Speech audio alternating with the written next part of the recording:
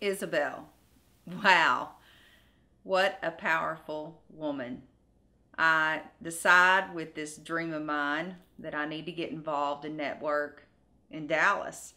And so I friend someone on Facebook named Gina Grant after I studied her foundation, which is Women That Soar. And each year they have a televised event, and everyone comes together and they honor these wonderful, fabulous women that have these platforms that change people's lives.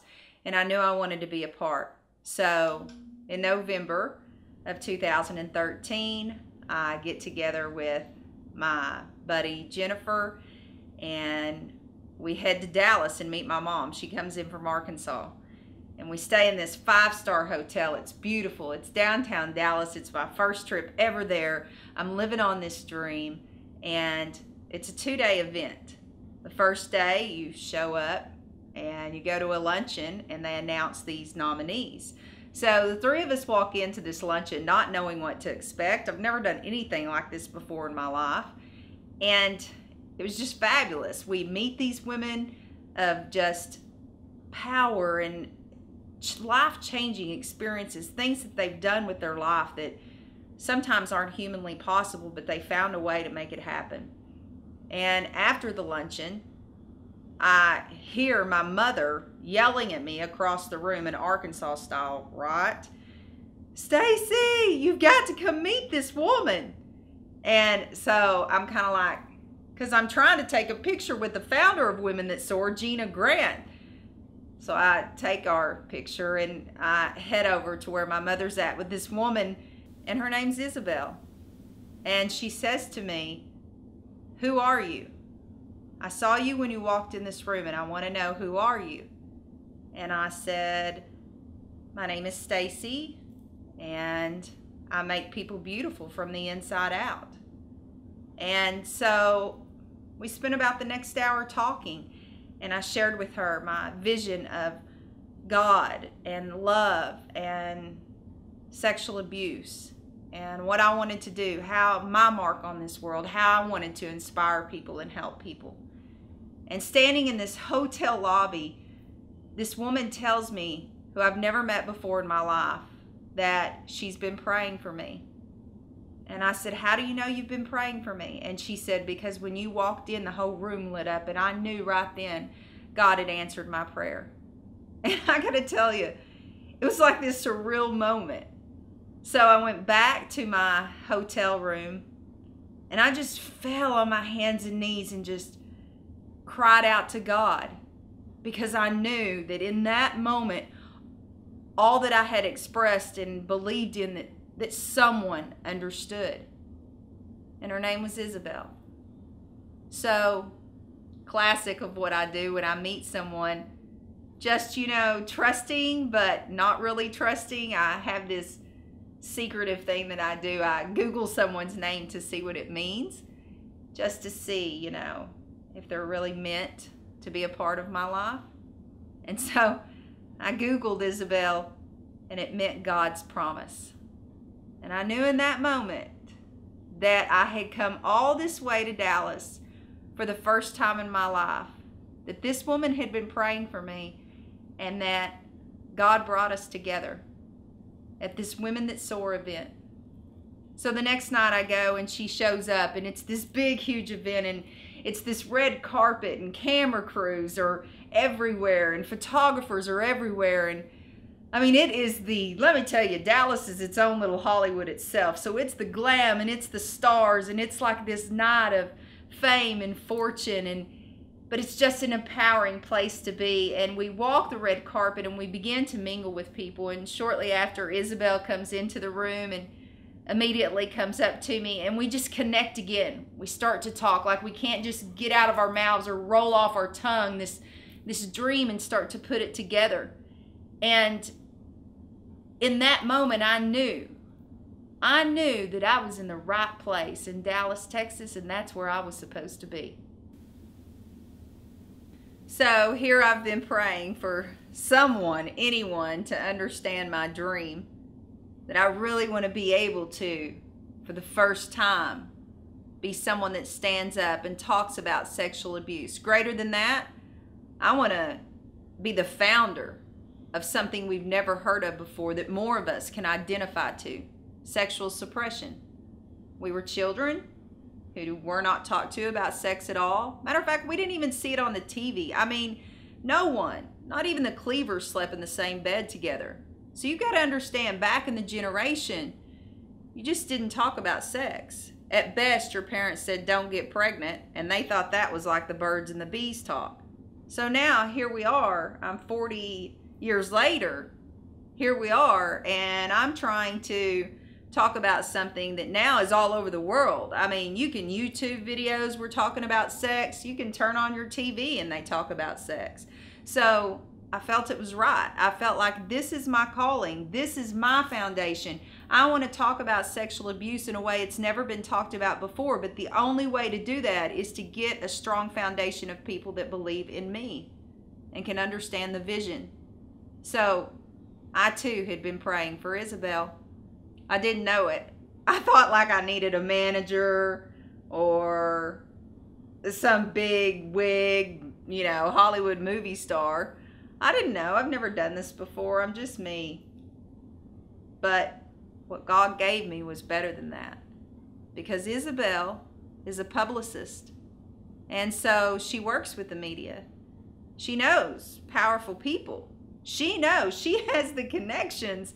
And she let me know that after we talked and she understood what I was trying to articulate to everyone, she could see the vision. She could see that we were going to change people's lives.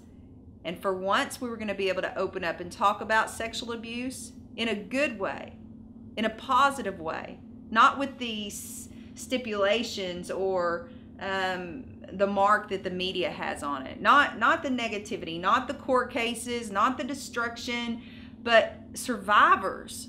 I mean, we have empires all over the world. We have million-man marches for survivors, but nothing for survivors of sexual abuse. It's like a shame to stand up and say, hey, I survived.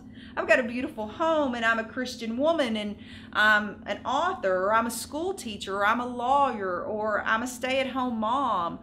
Whatever you may be, you're still, if you survive sexual abuse, you're still a survivor. And Isabel,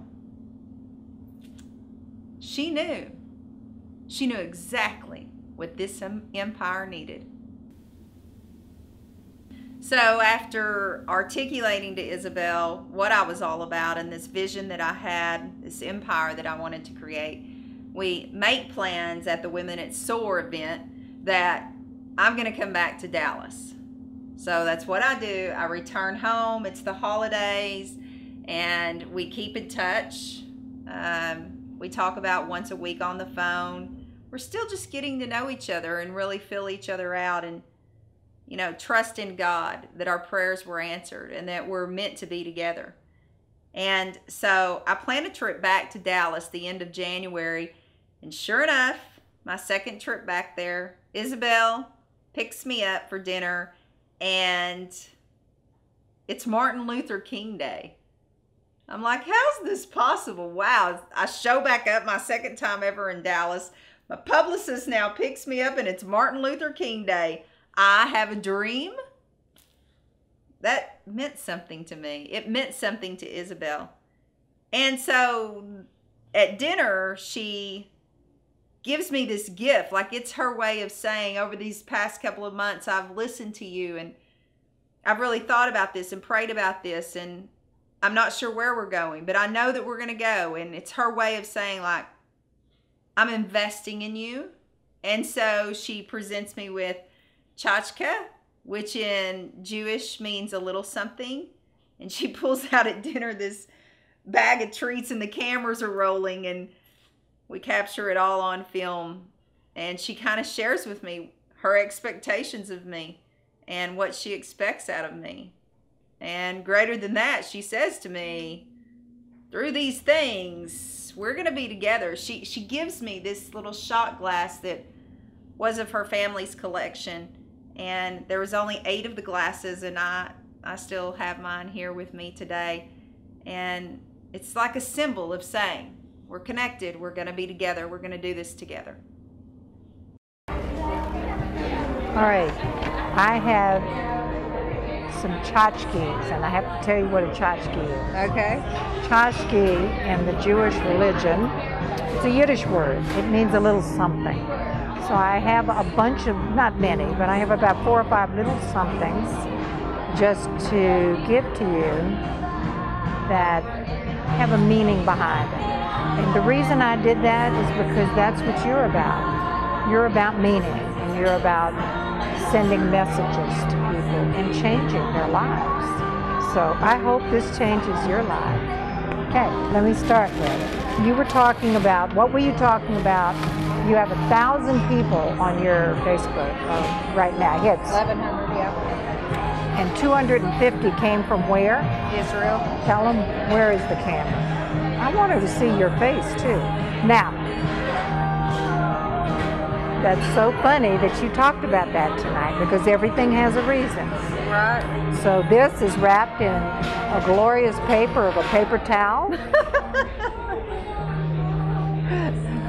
But I think you need to open it, and then I'll tell you what it is. Okay. This comes from Israel, really does. And this was in my mom's family, and I have 8 of them. And I want you to have one because I think it's important that the old and the experience helps you to get where you have to get. And that's what this is for. Thank you. Got it. And then let's see, what else do we have? Okay. And this is going to be your fortune.